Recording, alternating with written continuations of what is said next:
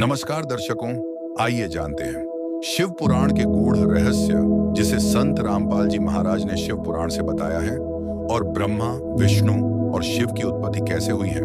संत रामपाल जी महाराज ने शिव पुराण और अन्य धार्मिक ग्रंथों के संदर्भ में यह स्पष्ट किया है कि शिव पुराण में लिखे गए कथानक और कथाएं प्रतीकात्मक हैं और उनका सही अर्थ समझने के लिए एक सद्गुरु की आवश्यकता होती है।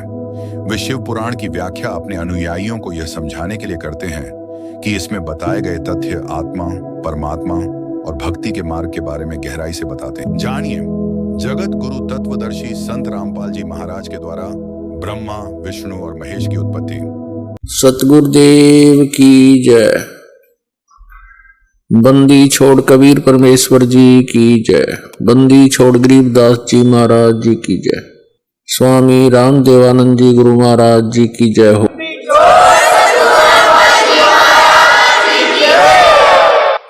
गरीब नमो नमो सतपुरुष को नमस्कार गुरु की नहीं। सुर नर मुनि जन साधुआ संतों सर्वस्ती नहीं। सतगुरु साहेब संत सब डंडो तुम प्रणाम। आगे पीछे मध्य हुए तिनको जा कुर्बान। नराकार निर्विषम काल जाल वैवंजनम निर्लेपम निज निर्गुणम अकल अनुपवेशुंदनम। सोहम सुरति समापतम सकल समाना निर्तलय उज्ज्वल हिरंबर हरदमम बेपरवाह अथा है।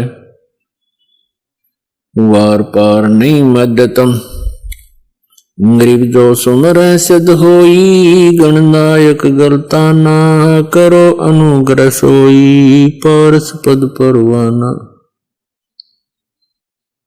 आदि गणेश मनाऊं। गणनायक देवन देवा चरण कमल लाऊं। आदंत करूं सेवा परम शक्ति संगीतम रिद्धि सिद्धि दाता सोई। अवगत गुण अतीतम सत्य पुरुष निर्मोही। जगदम्बा जगदीशम मंगल रूप मुरारी। तन मन अर्पों शीसम भक्ति मुक्ति भंडारी। सुर नर मुनि जन ध्यावे ब्रह्मा विष्णु महेशा।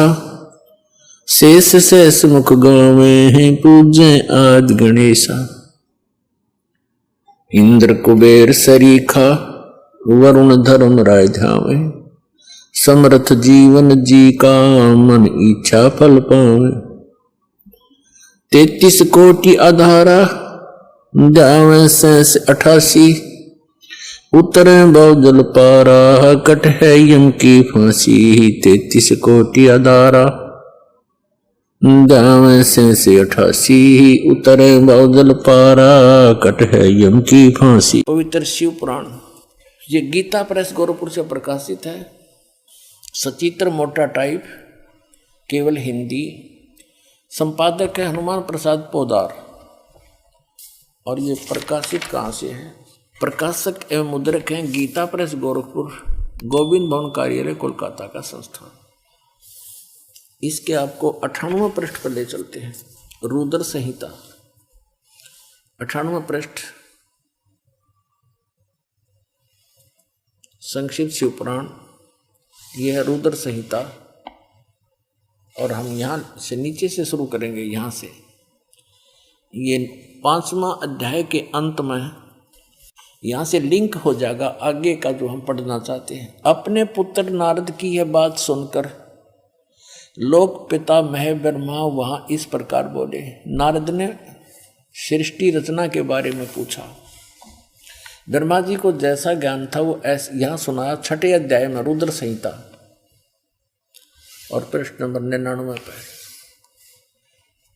ब्रह्मा जी ने कहा, ब्रह्मन देव शिरोमणे, तुम सदा समस्त जगत के उपकार में लगे रहते हो। तुमने लोगों के हित की कामना से बहुत उत्तम बात पूछी है। जिस समय समस्त चराचर जगत नष्ट हो गया था, सर्वत्र अंधकार ही अंधकार था, उस समय तत् सद ब्रह्म इस श्रुति में जो सत सुना जाता है एकमात्र वही शेष था। 100 पृष्ठ पे जिस परब्रह्म के विषय में ज्ञान और अज्ञान से पूर्ण उक्तियों द्वारा इस प्रकार विकल्प किए जाते हैं, उसने कुछ काल के बाद द्वितीय की इच्छा प्रकट की। उसके भीतर एक से अनेक होने का संकल्प उदित हुआ। तब उस निराकार परमात्मा ने अपनी लीला शक्ति से अपने लिए मूर्ति माने आकार की कल्पना की। फिर वो क्या बना देखिएगा, जो मूर्ति रहित परम ब्रह्म है उसकी मूर्ति भगवान सदाशिव है। ये सदाशिव कौन है? ये काल है, आगे पता लगेगा। ये ब्रह्म है, ब्रह्मा विष्णु महेश का पिता है। अर्वाचीन और प्राचीन विद्वान उन्हीं को ईश्वर कहते हैं। उस समय एकाकी रहकर स्वेच्छानुसार विहार करने वाले उन सदाशिव ने अपने विग्रह से स्वयं ही एक स्वरूप भूता शक्ति की सृष्टि की। विग्रह माने शरीर से। अब ये ब्रह्मा विचलित है। कबीर परमात्मा ने उनको ज्ञान देने की चेष्टा भी की थी, पर उनसे सुना हुए ज्ञान को दूसरी तरह घुमाकर बता रहा है कि सदाशिव ने अपने शरीर से एक स्त्री की उत्पत्ति की, जो उनके अपने श्रीअंग से कभी अलग होने वाली नहीं थी। उस पराशक्ति को प्रधान प्रकृति गुणवती माया जो काल के शरीर से निकली, उसके क्या नाम है? बुद्धि तत्व की जननी तथा विकार रहित बताया है। वह शक्ति अंबिका कही गई है। उसी को प्रकृति, दुर्गा को प्रकृति भी कहते हैं, ये याद रखना। सर्वेश्वरी त्रिदेव जननी ब्रह्मा विष्णु महेश की जन्म देने वाली तीनों की माता, नित्या और मूल कारण भी कहते हैं। सदाशिव द्वारा प्रकट की गई उस शक्ति के 8 भुजाएं हैं। हो गया स्पष्ट कि ये माँ अष्टंगी पिता निरंजन, ये जमदारुण वंशन अंजन। 3 पुत्र अष्टंगी जाए, ब्रह्मा विष्णु शिव नाम धराए। और आगे देखिए कंसेप्ट। नाना प्रकार के आभूषण उसके श्रीअंगों की शोभा बढ़ाते हैं। वह देवी नाना प्रकार की गतियों से संपन्न है और अनेक प्रकार के अस्त्र शस्त्र धारण करती है। हो गया स्पष्ट कि काल के शरीर से कौन निकली? या निकली, देखो या निकली, या अष्टंगी है और 8 अंगों में अस्त्र शस्त्र धारण करती है। ये देखिएगा, ये निकली अष्टंगी, 8 भुजाओं वाली, इसको अष्टंगी कहते हैं। अब हम शिवपुराण पढ़ रहे हैं, ये देखिएगा। उसको प्रकृति भी कहते हैं और उसकी 8 भुजाएं हैं। अष्टंगी है, वो तीनों देवताओं की माता है और वो अनेक प्रकार के अस्त्र शस्त्र धारण करती है। एकाकिनी होकर भी वह माया संयोग वसात अनेक हो जाती है। वे जो सदाशिव हैं उन्हें परम पुरुष ईश्वर शिव शंभु और महेश्वर कहते हैं। अब देखना, ये रुद्र संहिता का अब हम 6ठा अध्याय पढ़ रहे हैं, 101 पृष्ठ पे। अब ये क्या कि वे अपने सारे अंगों पर भस्म रमाए रहते हैं। वो सदाशिव के हैं जिसको इस पृष्ठ पे यहाँ भगवान सदाशिव हैं। अर्वाचीन और प्राचीन विद्वान उसी इन्हीं को महेश्वर कहते हैं। ये कौन है? वे अपने सारे अंगों पर भस्म रमाए रहते हैं। उन काल रूपी ब्रह्म ने, इसको काल कहो चाहे ब्रह्म कहो, सरपुरुष कहो, और गीता ज्ञान दाता यही है, श्री कृष्ण में प्रवेश करके बोल रहा है। उन काल रूपी ब्रह्म ने एक ही समय शक्ति के साथ है, यो नाथ नहीं, शक्ति के दुर्गा के साथ शिवलोक नामक अक्षेत्र का निर्माण किया था। उस उत्तम अक्षेत्र को काशी कहते हैं। वे प्रिया और प्रियतम शक्ति और शिव यानी पति पत्नी रूप में रहते हैं। प्रिया और प्रियतम जो परमानंद स्वरूप है उस मनोरम क्षेत्र में नित्य निवास करते हैं। मुने शिव और शिवा ने, काशीपुरी परमानंद रूपिणी है। मुने शिव और शिवा ने यानी दुर्गा और काल ने काल और दुर्गा ने प्रलय काल में भी कभी इस क्षेत्र को अपने सानिध्य से मुक्त नहीं किया। देवव्रत से एक समय ब्रह्मा जी बता रहे अपने पुत्र नारद को, एक समय उस आनंद वन में रमण करते हुए शिवा और शिव के मन में यह इच्छा हुई, दुर्गा और काल के मन में, कि दूसरे पुरुष की सृष्टि करनी चाहिए, यानी कोई पुत्र उत्पन्न करना चाहिए, जिस पर सृष्टि संचालन का महान भार रखकर हम दोनों केवल काशी में रहकर इच्छा अनुसार विचरें और निर्वाण धारण करें। ऐसा निश्चय करके शक्ति सहित सर्वव्यापी परमेश्वर शिव ने, इस काल ने अपने वाम भाग के 10वें अंग पर अमृत मल दिया। फिर तो वहां से एक पुरुष प्रकट हुआ, यानी इन्होंने पति पत्नी व्यवहार किया, काल और दुर्गा ने, और वहां से एक पुत्र की उत्पत्ति हुई। देखिएगा 102 पृष्ठ पे, 102 पृष्ठ पे शिव ने कहा, वो बालक उत्पन्न हुआ, उसके कहा कि वत्स, काल ने कहा बेटा, व्यापक होने के कारण तुम्हारा विष्णु नाम विख्यात हुआ। अब ये 6वां अध्याय समाप्त हुआ। अब ये 7वां प्रारंभ हुआ रुद्र संहिता का, और 103 पृष्ठ पे ब्रह्मा जी अपने विषय में बताते हैं। ये तो विष्णु की उत्पत्ति बता दी ब्रह्मा जी ने, अपने विषय में बताते हैं कि ब्रह्मा जी कहते हैं देवव्रत से तत्पश्चात कल्याणकारी परमेश्वर सांब सदाशिव ने, इस काल ने दुर्गा के साथ वही व्यवहार किया, पूर्ववत प्रयत्न करके मुझे अपने दाहिने अंग से उत्पन्न किया। सीधी सी बात है। आगे तो ये नहीं इतना कुछ लिख रखा है, आदमी में मेंटल हो जाए पढ़ता पढ़ता। हमने अपने काम की वस्तु लेनी है। अपने आत्माओं, यहाँ इस पवित्र पुराण ने ये तो सिद्ध कर दिया कि ब्रह्मा और विष्णु की उत्पत्ति दुर्गा और सदा शिव यानी काल रूपी भगवान से हुई, ये इनके पुत्र हैं। अब यहाँ अनुवाद करता इस बात से विचलित हो गया कि शिव से शिव की उत्पत्ति कैसे लिखूं, इसमें तो लिखा हुआ है, यहाँ तो लिखा नहीं। लेकिन आगे कहते चोर चुरावे तूंबड़ी, वो गड्ढे पानी में, वह गड्ढे वह ऊपर आवनो, सच्चाई छानी ना। ये देखिएगा, ये वही शिव पुराण है, हम आपको सुना रहे हैं। अब हम इसके 110 पृष्ठ पे आपको ले चलते हैं। ये रुद्र संहिता ही चल रही है, और संक्षिप्त शिव पुराण 110 पृष्ठ पे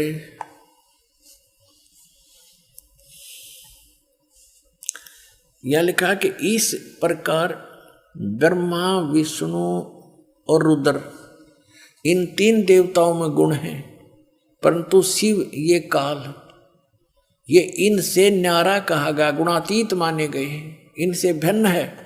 गीता जी अध्याय नंबर 7 के श्लोक नंबर 12 में ये कहता है कि तीनों गुणों, रजगुण सतगुण तमगुण से जो कुछ भी हो रहा है इसका निमित्त कारण मैं ही हूँ, लेकिन मैं इनमें नहीं और ये मुझ में नहीं। तो यहाँ भी ये स्पष्ट किया है कि वो इनसे न्यारा है। अब यहाँ भी कंसेप्ट क्लियर नहीं हो पाया कि भी रुद्र भी कह दिया। अब यहाँ आप दिखाते हैं आपको, पृष्ठ नंबर 24 पर आते हैं शिव पुराण के। ये देखो, एक समय क्या हुआ, ब्रह्मा और विष्णु जी का आपस में इस बात पर युद्ध हो गया कि ब्रह्मा जी कहता है विष्णु जी को कि मैं तेरा बाप हूं, तेरी उत्पत्ति मुझसे हुई है क्योंकि मैं सबकी सृष्टि करता हूं। विष्णु जी कहने लगे नहीं, मैं तेरा पिता हूं, तू मेरी नाभि कमल से उत्पन्न हुआ है। ये कारण क्या होता है कि जिन महापुरुषों ऋषियों ने साधना करी, हठ योग करके समाधिस्थ हुए, तो इस काल भगवान ने किसी को तो ब्रह्मा के रूप में दर्शन दे दिया, क्योंकि उसने स्वयं प्रतिज्ञा कर रखी है कि मैं किसी के सामने अपने वास्तविक रूप में नहीं आऊंगा। तो ये कभी अपने पुत्र ब्रह्मा के रूप में दर्शन दे देता समाधि दशा में। तो जिस ऋषि ने समाधि दशा में ब्रह्मा जी के रूप में काल के दर्शन हो गए, उसने डंडोरा पीट दिया, मुनादी कर दी और ब्रह्मा जी के पास आकर कहने लगे, हे भगवान आप तो खुद परमात्मा हो, मैंने साधना करके आपको खोज लिया है, हर ब्रह्मा जी को पता भी कोई नहीं क्या कह रहा है, लेकिन एक ने, दो ने, 10 ने ऐसे कहा तो ब्रह्मा जी फूल गए, चौकस हो गए, सचमुच मैं ही भगवान हूं फिर तो। ऐसे ही किसी को विष्णु जी के रूप में दर्शन दे दिए तो वो विष्णु जी को कहता है कि ये खुद भगवान है, अपने को छुपाए बैठे हैं, ये तो परम पिता है, मैंने समाधि दशा में इनके दर्शन हो गए, मैंने खोज लिया भगवान ये परमात्मा है। ऐसे ही किसी को उसने शिव रूप में दर्शन दे दिए, अपने पुत्र तमोगुण शिव के रूप में, तो उन ऋषियों ने भगवान शिव को भगवान सिद्ध कर लिया। तो इनका न्यो भ्रम बन गया, इस भ्रम के कारण दोनों की लड़ाई होगी। इन दोनों का युद्ध समाप्त करने के लिए इस काल भगवान ने, ब्रह्म ने ऊपर से एक लिंग छोड़ दिया तेजों में, स्तंभ, और ये लड़ना तो भूल गए, उसकी खोज में लग गए। अब लंबा कहानी ना बताएं तो क्या है, उस समय ये काल अपने पुत्र शिव के रूप में प्रकट हो गया और इनसे क्या वार्ता करी देखिएगा। ये विद्वेश्वर संहिता है, संक्षिप्त शिव पुराण 24 पृष्ठ पे ये लिंग बीच में खड़ा कर रखा है, ये ब्रह्मा जी और विष्णु जी के बीच में। फिर वो स्वयं आकर के इनके सामने खड़ा हो जाता है, फिर इनकी आपस में क्या वार्ता होती है ये देखिएगा। प्रश्न नंबर 25 पे विद्वेश्वर संहिता। ब्रह्मा और विष्णु ने पूछा, प्रभो इस काल से पूछा, सृष्टि आदि 5 कर्तों के लक्षण क्या है, ये हम दोनों को बताइए। भगवान शिव बोले, मेरे कर्तव्यों को समझना अत्यंत गहन है, तथापि मैं कृपा पूर्वक उनके विषय में बता रहा हूं। ब्रह्मा और विष्णु सृष्टि, पालन और संहार, तिरोभाव और अनुग्रह, ये 5 ही मेरे जगत संबंधी कार्य हैं जो नित्य सिद्ध हैं। संसार की रचना जो आरंभ है उसी को सर्ग या सृष्टि कहते हैं। यहाँ क्या कहता है, पुत्रो, ब्रह्मा और विष्णु को कह रहा, पुत्रो तुम दोनों ने तपस्या करके कहता तुमने तपस्या कर ली और मन प्रसन्न होकर दे दिए। बता, इनने का जूत, इनने का सिर, ठेकेदारी आप ले रहा। कहता तुमने तपस्या कर ली और मन खुश होकर दे दिए, तेरा बीच में कह रहे गए तपस्या करके अपना मेहनत मजदूरी करके प्राप्त किए। फिर भी देखो पुत्रो, तुम दोनों ने तपस्या करके प्रसन्न हुए मुझ परमेश्वर से सृष्टि और सतिथि नामक 2 कृत, ये 2 पोस्ट, 2 पद प्राप्त किए हैं, ये तुम बहुत प्रिय। इसी प्रकार मेरी विभूति स्वरूप रुद्र और महेश्वर ने है, यू मैं नहीं है, ने 2 अन्य उत्तम करते संहार और तिरोभाव मुझसे प्राप्त किए, परंतु अनुग्रह नामक कृत दूसरा कोई नहीं पा सकता। अब देखो, अब क्या हो गए, 2 तो ये हो गए ब्रह्मा और विष्णु, इसने सृष्टि और सतिथि नाम के 2 जॉब मिल गई, और रुद्र और महेश्वर ये 4 हो गए, और 5वां यू बोलनिया। इतना स्पष्ट हो गया अपना आत्मा। अब ये भी सिद्ध करना पड़ेगा कि वो काल बोल रहा था, ये काल है ब्रह्मा विष्णु महेश का पिता, और दुर्गा इनकी माता, अष्टंगी, 8 भुजाओं में शस्त्र ले रही, इसको अष्टंगी भी कहते हैं। ये देखिएगा। अब इसी पर इस 26 पृष्ठ पर ही अभी आप यहाँ पढ़ रहे थे और अब यहाँ पढ़ेंगे हम इसी पर। मैंने पूर्व काल में अपने स्वरूपभूत मंत्र का उपदेश किया है जो ओंकार के रूप में प्रसिद्ध है। वह महामंगलकारी मंत्र है।